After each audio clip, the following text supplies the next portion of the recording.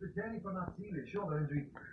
is Brandon Kelly, Speedy 4759123, and we're about to be playing some Pear Saga level 24.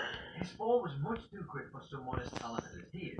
There is hope to get another crack at being Raw's main man, but it doesn't seem to be forthcoming anytime soon. Despite a fantastic match with Brock Lesnar at Royal Rumble 2019, Balor is booked as a mid-card at best. There's a worry that one big fan of his might never lose again. Come on now, baby, let's stop that. Put that man in 4C and make it a goddamn style. Number 3, Jack Swagger. Jack Swagger won the World Heavyweight title by cashing in his Money in the Bank briefcase on the 30th of March 2010. The title win over Chris Jericho aired on the 2nd of April episode of SmackDown. 82 days later, he lost the belt to Rey Mysterio in a fatal fall and was promptly booted from the Elite Pack after failing to regain the title at Money in the Bank. And to make matters worse, 397 days after winning said world title, Swagger was being smacked around by an announcer as he and Michael Cole faced Jim Ross and Jerry Lawler in a country whipping match at Extreme Rules 2011. Or wasn't that a wonderful little nugget? To put that into perspective, AJ Styles' most recent WWE title reign was 371 days. In approximately the same time frame, Jack went from world champ to being whipped like a government mule by good old JR. Just trying to think of what the opposite of business picking up is. And before that Extreme Rules absurdity, Swagger had acted as Cole's personal trainer and played second fiddle to him at WrestleMania 27. So, to put that in perspective, the man WWE made world champ at WrestleMania 26 didn't even have a match on the following year's card. Number 2, Jinder Mahal. Now, I think we can all probably agree that some eyebrows were raised when WWE crowned the lowly Jinder Mahal the new WWE World Heavyweight Champion at Backlash 2017. This was the guy who was best known for being the third wheel in the rock band stable 3MB, and more recently losing every match he had and following Rusev around like his little weird mate. Suddenly, Mahal was the main man on SmackDown, and, like a fairly broken TV, fans had a hard time adjusting. When the experiment ended at the hands of AJ Styles on November the 7th, so too did Jinder's push. Once he lost his routine rematch at Clash of Champions in December, Jinder Mahal was shunted down the pecking order and placed in the busy United States title hunt. WWE's message to fans could not have been clearer.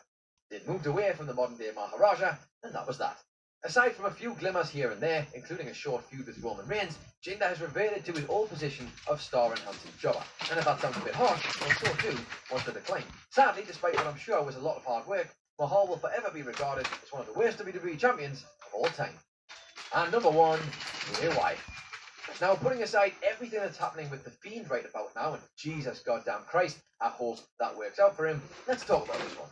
The story of Bray Wyatt in 2017 can be summed up as follows. A surprise WWE champion at Elimination Chamber who had a lifeless match at WrestleMania 33, then jumped down to Raw and did next to nothing of any meaning whatsoever.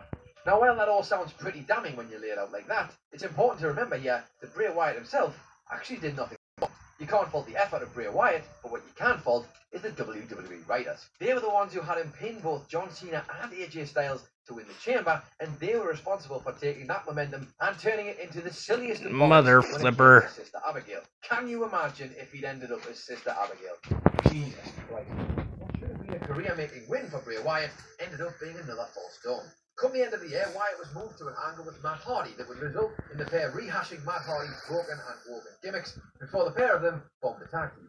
There's just no two ways about it here. His descent from the highs of WWE Championship glory has been really painful to watch. But of course, there is a glimmer of hope with the new gimmick in The Fiend. The only problem is that goddamn hope that kills you. Hello, One Culture. My name is Simon. Amen, brother. So big, so huge.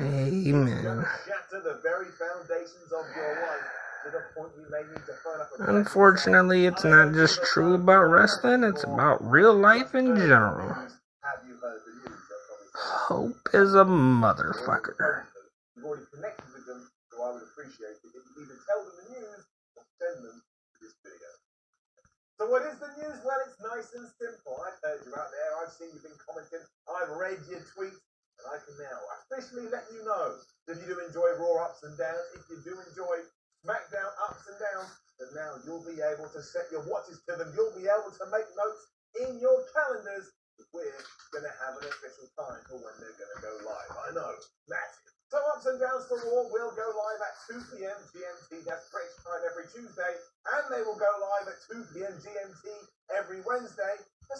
You don't have to be aimlessly walking around anymore going, what do? I want to know what got up and what got down, what Seth Rollins did, or what AJ Styles is up to. Now you know, 2 p.m. GMT Tuesday, 2 p.m. GMT Wednesday, Ups and Downs coming at you in the face. I realise what I just said, retract that, keep moving on, and I hope to see you there soon.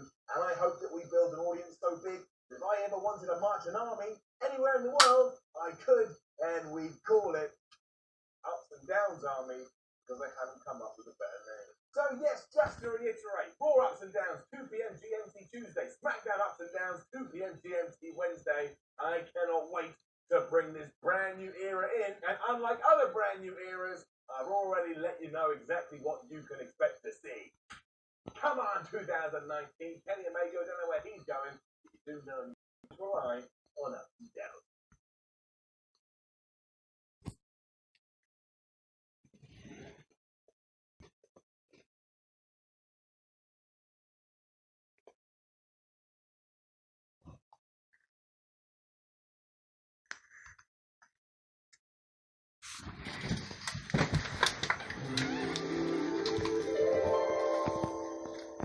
As the old adage goes, fail to prepare, prepare to fail.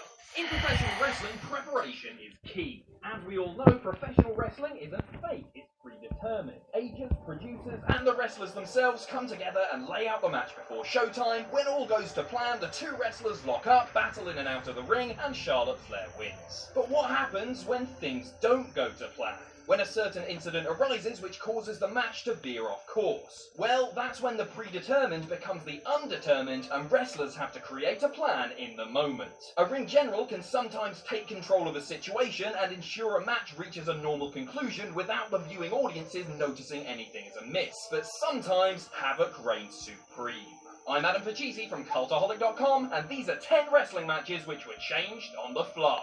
Join us! Number 10, Chris Jericho versus Ricky the Dragon Steamboat.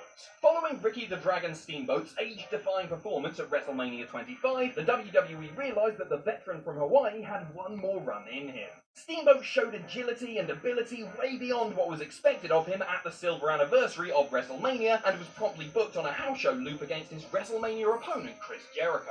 They wrestled in Tokyo, Honolulu, Greenville, South Carolina. It was in South Carolina, a hotbed for the NWA, where plans were changed. Through the previous run of shows, Jericho had beaten Steamboat clean in the middle of the ring with the Code Breaker. However, on this night, Jericho thought better. As they were wrestling in front of this partisan crowd, Jericho thought it was time to pay back Steamboat for the inspiration he'd given a young boy from Winnipeg, you idiot, years ago.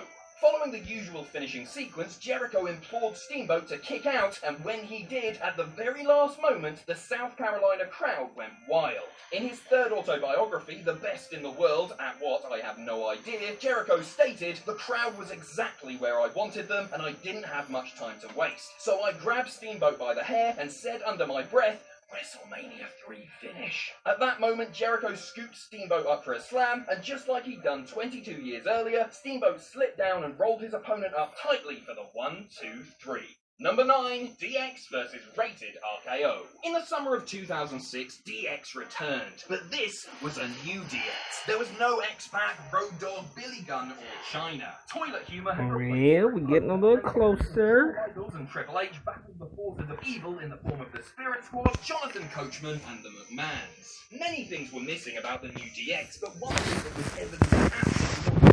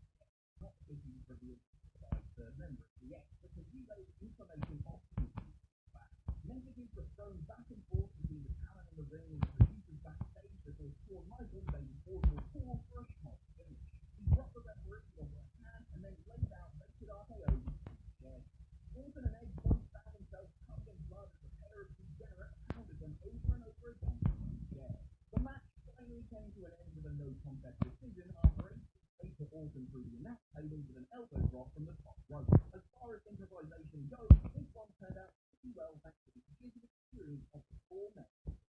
Number 8, the Royal Rumble match in 1996. In many people's estimation, 1996 was a poor year for the WWE. The NWO emerged from WCW to take over the wrestling world. ECW was pushing the envelope and innovating in a way no American company had done before, while the WWE presented Space Evil and Space Razor Ramon as their new superstars. But no matter how good or bad a year in professional wrestling is, a standout event is always a Royal Rumble. 30 men compete for a chance to headline WrestleMania. 30 men in a ring. What could go wrong? It turns out quite a lot. Triple H played Iron Man that year, lasting a respectable 48 minutes. Yet, he eliminated nobody.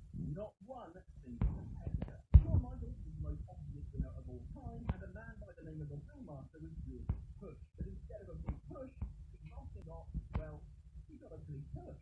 Austin entered at number 24 under his Ringmaster limit and was due to last until the famous final 4 before being eliminated by the eventual winner, Michaels. However, during the course of the match, Austin found himself near the rope, at which point, after he ran at Austin and pushed him over the top rope with an almighty clothesline from Samoa with both of Austin's feet touching the floor.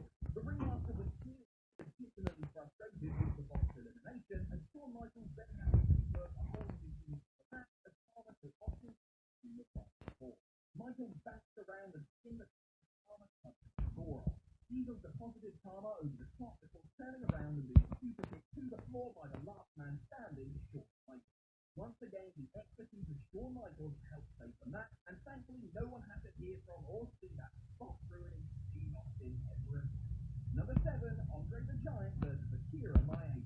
In the summer of 1986, Andre the Giant made one of his many trips to Japan. Andre was very popular with the Japanese audience and had developed a good working relationship with Antonio Inoki and Japan. It made sense for the Giant Man from Earth to persuade Japan to earn a few substantial paydays while also building anticipation that he would return to US soil. However, what didn't make sense was his match in 1986 with Akira Maeda. History is muddled on this one, and varying accounts have been made about the reason behind the debacle of the match which occurred that night.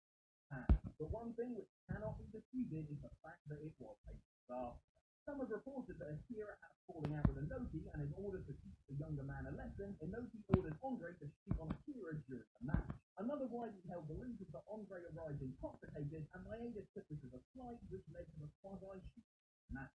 In either event, the match started out in the same manner it continued, with each competitor circling the other in slow lumbering movements. Eventually, Akira began to pepper Andre with 6 leg kicks, which the Giant no-sold and even laughed off at one point. The pair of them would tumble to the mat and took turns grabbing hold while the other no-sold or wormed out with a kick for good measure. The Japanese crowd just sat quietly and watched the 2 men continue to circle each other, landing occasional blows which would be ignored by the participants.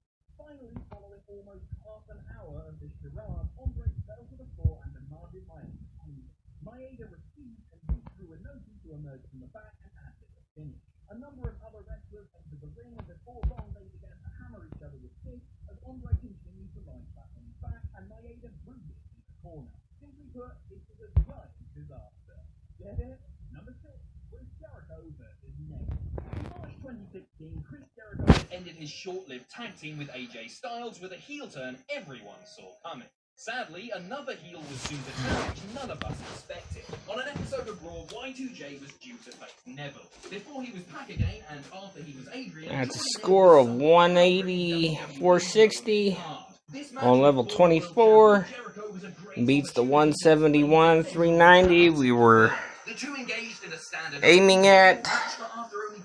So that's good. Jericho's shoulders for a Frankensteiner and told Jericho to go for the finish. The finish of the match would see Neville attempt this move and Jericho to use his veteran instinct to counter into a walls of Jericho for the victory. However, Jericho was confused about the sudden rush to the finish and instead of reversing the maneuver, took it to completion. It was at this point that Neville let the Canadian know he'd broken his ankle. Thinking quickly, Jericho rolled Neville up tightly with a schoolboy. Referee Charles Robinson clearly didn't get the message though, as he counted only to 2. At this point, Jericho, incensed, jumped to his feet and shoved the official in the chest, shouting loudly for all to hear, "He's hurt!" At this point, Robinson, along with the entire front row and just about everybody watching at home, understood. The referee quickly called for a DQ, and he and Jericho continued to shout at one another, whilst poor Neville rolled around on the mat in agony. Number 5, Brock Lesnar versus Kurt Angle. Ouch! Ouch! How Brock Lesnar was still able to walk after this, I will never know. It was 2003 and that year's WrestleMania was set to be up there as one of the best matches ever. Jay versus Y2J, McMahon versus Hogan, Rock versus Austin 3, Triple H versus Booker T. Yeah. Anyway, in the main event, Brock Lesnar was due to square off with Kurt Angle. There's the proof of Android. This was due to be... This is Brandon Kelly, Speedy 4759123. And y'all just got finished watching Pop the Pear Saga level 24. Thank you.